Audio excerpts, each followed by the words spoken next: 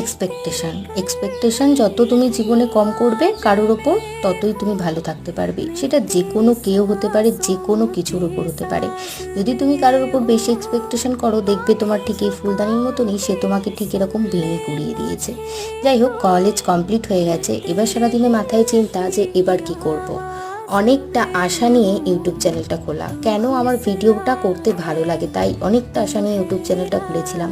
কিন্তু হিসাব মতো দেখলে আমার ইউটিউব চ্যানেলটার গ্রোথ কিন্তু সেরকমভাবে হয়নি। বেশ 1 বছর না হলেও 5-6 মাস হয়ে গেছে আমার ইউটিউব চ্যানেলটা খুলেছে। তোমরা দেখো, কেউ দেখো না।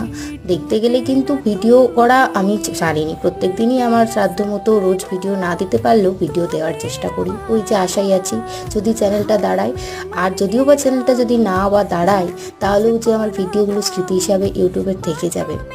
আমি যখন ভালো লাগবে না ঠিক দেখতে পাবো। এই বেশ কিছু কথা আমার আজ মনে হলো, তাই তোমাদের সাথে শেয়ার করলাম।